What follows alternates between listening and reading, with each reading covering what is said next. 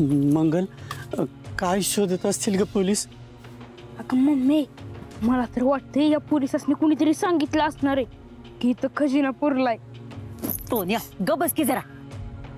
अयो, डॉक्टरांनी आता काय नवा घोळता नाही ना घालून ठेवला? इन्स्पेक्टर साहेब, तुम्ही इथे काय करताय? म्हणजे त्या दिवशी तुम्ही येऊन गेला ना, आज परत अचानक? संजूच्या मोबाईलचं शेवटचं लोकेशन ते ट्रेस झालंय. त्याचा मोबाईल इथेच कुठेतरी असण्याची शक्यता आहे. त्यामुळे त्याचा मोबाईल किंवा इतर काही पुरावा मिळतो का ते शोधतोय. आलं का परत पोलीस?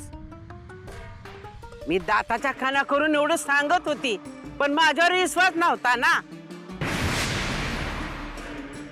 ऐकावं जनाचं, करावं मनात, अशी गत आहे ह्यांची. मी म्हणते इथं मोबाईल वाजलाय, पण माझ्यावर खरी विश्वास ठेवला नाही ना.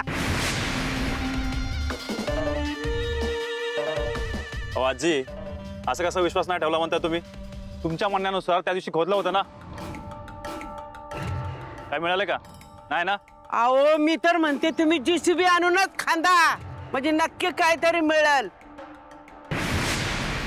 आम्हाला झाडं बी लावायच्यात, तेवढं डबरं खांदून होत्यात. वा वा वा वा, तुमच्या झाडांसाठी आम्ही JCB आणायचं. बरं आजी, मला सांगा, त्या दिवशी तुम्ही मोबाईलचा आवाज ऐकला होता का? होय, रातचा ऐकला होता. अगं आजे, तो माझा मोबाईल वाजला होता आणि तो मोबाईल बी खेळण्यातला होता. ए ग बस, तुला कोणी विचारलंय का? येऊ नको तर कोणच्या गाडीत बसू. ती दुसऱ्या दिवशी आपण हुडकायला आलो होतो मोबाईल, ही आदल्या दिवशी रात्री झालं. या काय घडलं होतं त्या रात्री? इथं कोणाची तरी चाहूल लागली. मग मी इथं आली होती ना, तेव्हा मला मोबाईलचा आवाज ऐकू आला.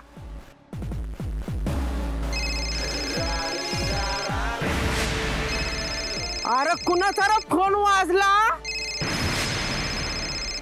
मुर्द्या, अरे कोण आहे तिकडं? म्हणजे त्या दिवशी इथे कोणीतरी माणूस आला होता आणि संजूचा मोबाईल त्याच्याकडे होता, असं म्हणायचंय तुम्हाला? साहेब, असंही झालं असेल. संजूच इथे आला असेल, त्याच्याकडे त्याचा मोबाईल असेल आणि त्याचं काहीतरी काम असेल, एवढ्यात मोबाईल वाजला असेल. त्याचा मोबाईल त्याने स्विच ऑफ केला असेल आणि इथून गायब झाला असेल. संजू एकदा भेटला पाहिजे. तो एकदा काय हाती आला ना, बऱ्याच प्रश्नांची उत्तरं मिळतील.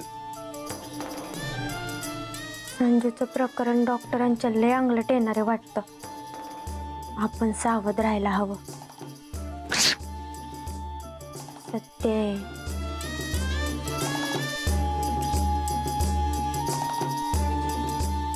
मला तुमचा खोटारडेपणा मंजू आणि गावाच्या पुढे आणायचा होता, म्हणून मी हे सगळं केलं. आणि आता तर तुम्हीच कबूल केलंय सगळं. लवकरच तुमचा मुखवटा उतरवणार आहे.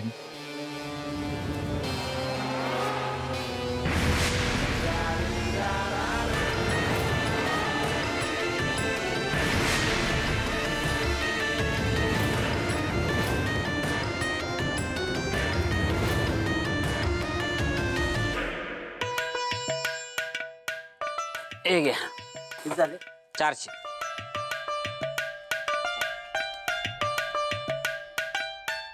गेल्या टायमाला ह्याला म्हटलं उधारीचे पैसे देतो आणि अजून सामान घेऊन गेलो.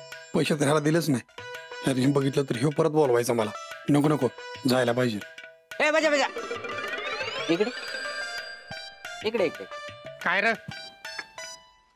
अरे तू केवढा आहेस ते तरी बघायचं आधी. तू केवढा, तो नॅपकिन केवढा. माणसानं असं का वागावं की त्याला तोंड लपवावं लागल? ए, तुला कोणी सांगितलं रे मी तोंडला फोन चाललो होते ते? कुस्तीच्या डावाचा सराव करत होतो मी. हा, मी तुला डाव शिकवतो. याला म्हणतात उदारी फेड डाव. हा डाव उदारीचे पैसे देऊन फेडला जातो. आणि मागच्या टायमाला तू मला म्हटला होता की समधी उधारी देतो. आणि ते काय पैशाचं बंडल दाखवलं होतं की नाही? दिले तर नाहीच, परत अजून उधारी पण घेऊन गेलास. मला आत्ताच्या आता उधारी पाहिजे म्हणजे पाहिजे. आता कुठनं देऊ? कुठनं म्हणजे? बंडल गेला बायकोकडे. आता डायरेक्ट यम जरी वर आला का नाही भेटत नसतात पैसे. तू असं का नाही करत? तू सरळ माझ्या घरी जा आणि पैसे मागून घे. आणि उधारीचे पैसे मागताना का नाही उधारी जरा वाढून चढून सांग. का ना म्हणजे वरच्या पैशात का नाही मला खर्चायला राहतील. हां कसला लागा पहिलवान तू? बायकोला का भरतोस? ए बायकोला घाबरायचा आणि पैलवान असण्याचा काय संबंध आहे रे?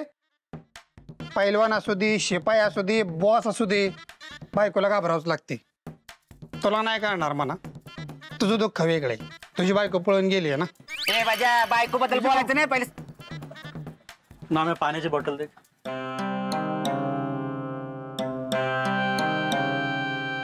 हे काय म्हणजे भाऊ?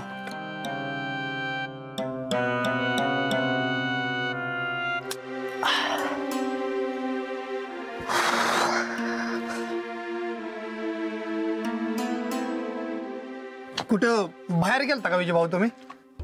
हो, रेश्माला शोधायला गेलो होतो.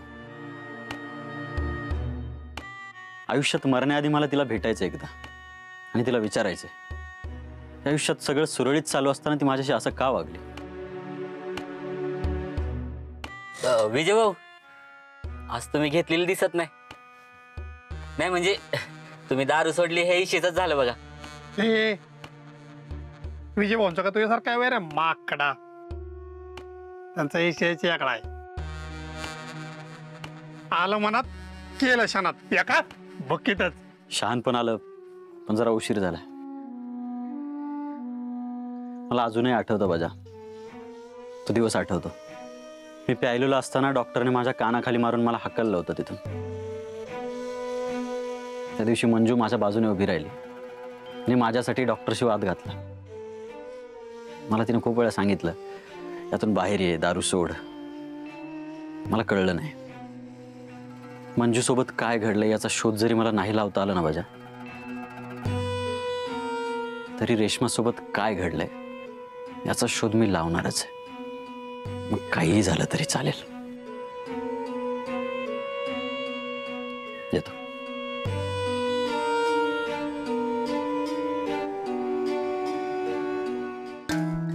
तुम्ही काय बोलणार आहे का नाही?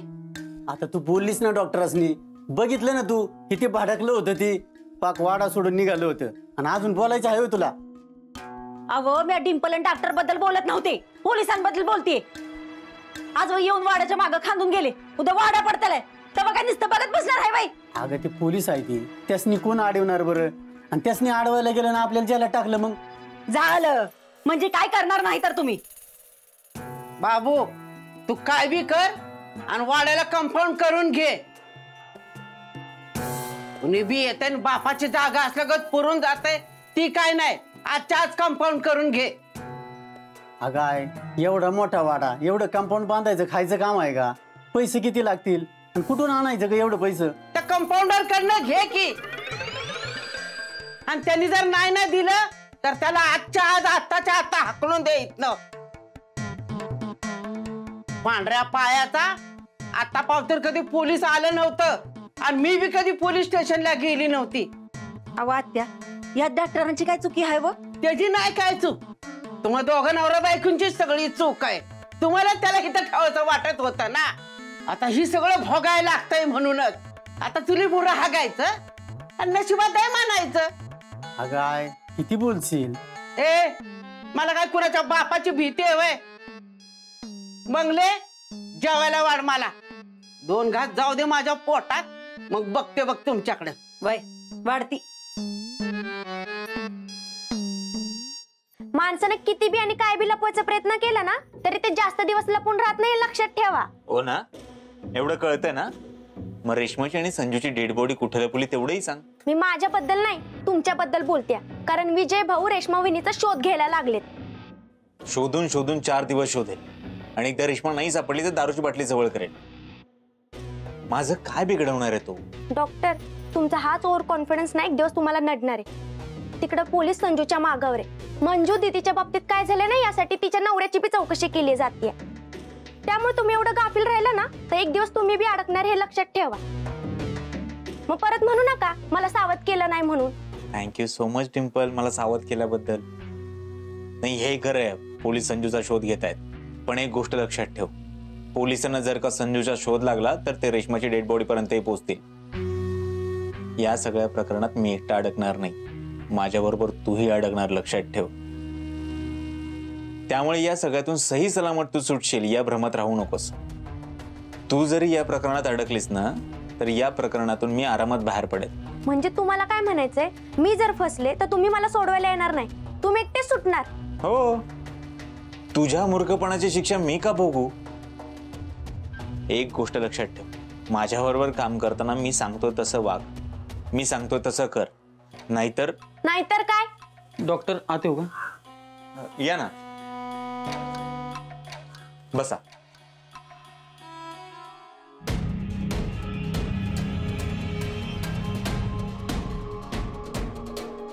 साहेब चहा सांगू?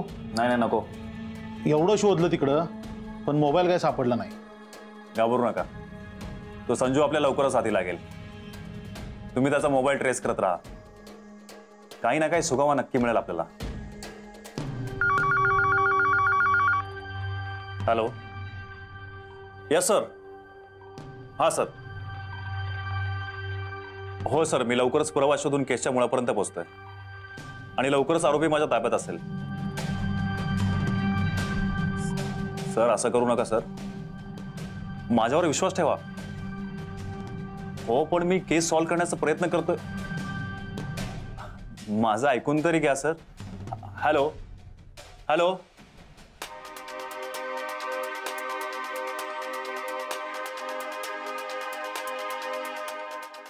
चव्हाण।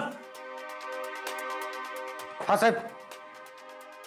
लवकरात लवकर एक टीम तयार करा आणि ताबडतोब नागपूरला जाऊन त्या संजूचा तपास करा। कुठल्याही परिस्थितीत तो मला माझ्या समोर इथे हवाय। जा। हो साहेब।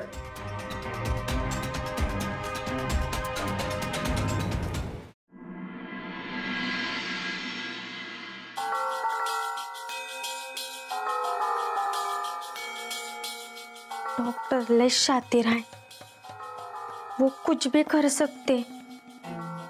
पोलिसांना जरी ते घावले ना तरी ते असेच सुटते, पण माझं काय? मी जर घावले तर सब कुछ खत्म, फिर मैं जिंदगी में कभी हीरोइन नहीं बन सकती आणि मला जेलमध्ये आयुष्यभर राहावं लागल ते वेगळंच नाही। काय बी झालं तरी बी मी माझी बाजू सेफ करणार आहे, म्हणजे मी फसले तरी बी मी लवकर सुटेल आणि माझं नाव बी कशात येणार नाही, डॉक्टर एकटाच अडकतील। डॉक्टर तुम्ही किती भी कोशिश केली ना तरी भी मी तुमच्या जाळ्यात अडकणार नाही। डिंपल को सिंपल समझने की गलती मत करना, मला फसवायच्या आधी मीच तुम्हाला फसवी।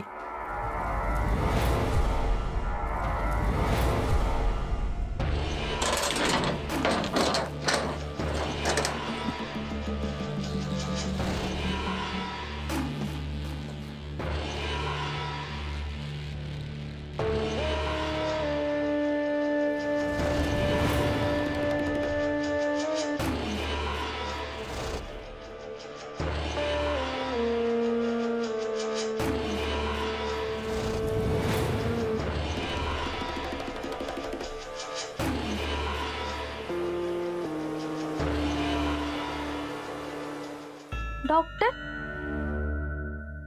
काय करताय तुम्ही?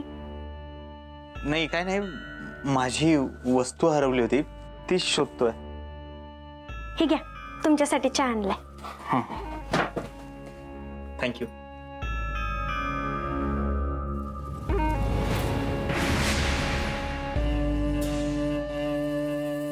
झालं ना काम? जाते, पण त्याआधी मला तुमच्याशी बोलायचंय। बोल। डॉक्टर, रेश्मा आणि संजूची बॉडी जिथं लपवली आहे ना बरोबर तिथंच तुमची एक वस्तू बी लपवली आहे, आणि जेव्हा केव्हा त्या बॉड्या पोलिसांना सापडतील तेव्हा ती वस्तू बी सापडणार, म्हणजे माझ्या आधी तुम्हीच फसणार। एवढं सांगायचं होतं मला। आत येऊ मी। डिंपल मला सांग, तू मस्करी करतेस नाही? नाही, मी खरं बोलतेय. आणि तुम्हाला काय वाटतं, तुम्ही एकटेच हुशार आहे? तुम्ही सारखं म्हणता ना, डिंपल तू अजून मला ओळखलं नाही, पण खरं तर तुम्हीच अजून मला ओळखलं नाही. तुला काय वाटतं ग? तू माझी वस्तू लपवलीस, ती पोलिसांना सापडली तर या प्रकरणात मी अडकेन. ते मला माहित नाही, पण पोलिसांचा पहिला शक तुमच्यावर जाईल हे मला माहित आहे. ते मी पिक्चर मध्ये बघते ना, ती बॉडीच्या बाजूला एखादी वस्तू असेल आणि त्याच्यावर ठसे असतील तर तो माणूस नक्कीच अडकतो. आणि मी बी बरोबर अशीच वस्तू ठेवली आहे ज्याच्यावर तुमच्या हाताचे ठसे आहेत. डिंपल, एक गोष्ट लक्षात ठेव, तुझ्यामुळे जर काही या प्रकरणात मी अडकलो ना तर जाग्यावरच रेश्मा आणि संजूकडे तुला पाठवेन. एवढा राग चांगला नाही डॉक्टर. तुम्हाला लय कॉन्फिडन्स होता ना, तुम्ही मला फसवून एकटे सुटाल. काय झालं, कुठं गेला तुमचा तो कॉन्फिडन्स? उम्र में मैं आपसे छोटी हूँ म्हणून तुम्ही मला गुंडाळू शकता ना, याचा सपनात बी विचार करू नका. ही डिंपल वाटते ना तितकी सिंपल नाहीये, हे ध्यानात ठेवायचं.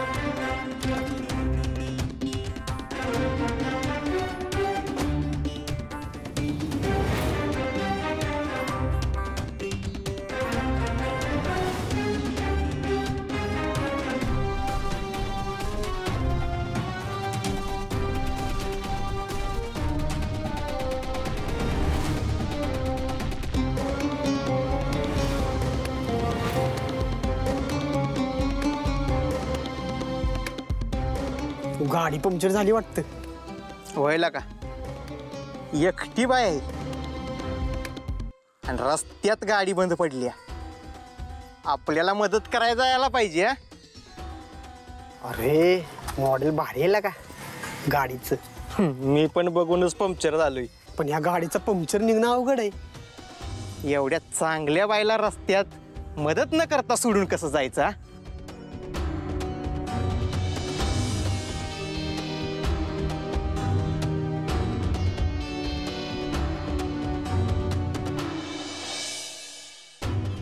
नाही नाही, त्यासनी आपण आपल्या बरोबर घेऊन जाऊ गॅरेज पावतर, म्हणजे ते गॅरेजवाला गाडी न्यायला.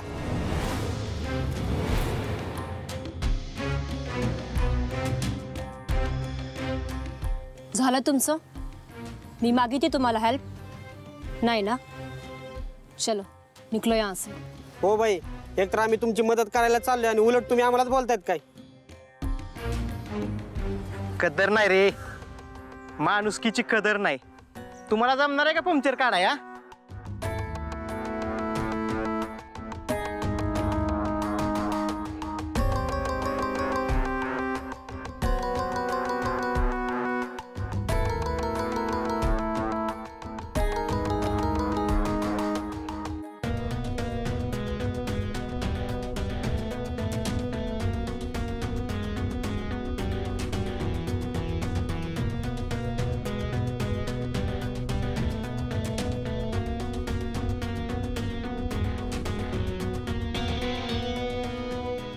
बाईले खतूट आहे बाबा. एकटीने पंक्चर काढलाय का? इतर भल्या पाल्यांना जाग्यावर पंक्चर करेल.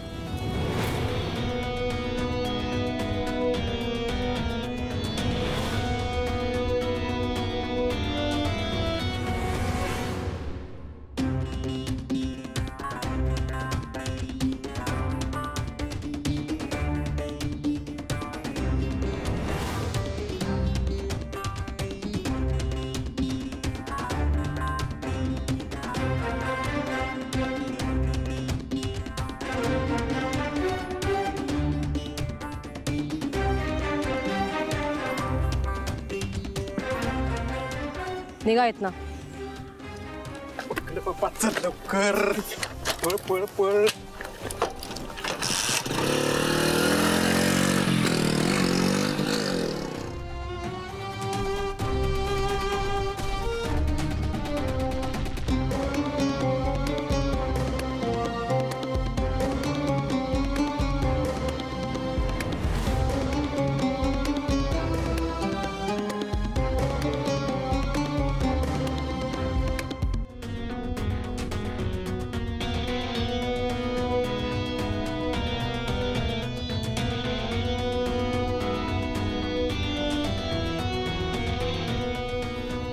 हो गई अपनी गाड़ी ठीक.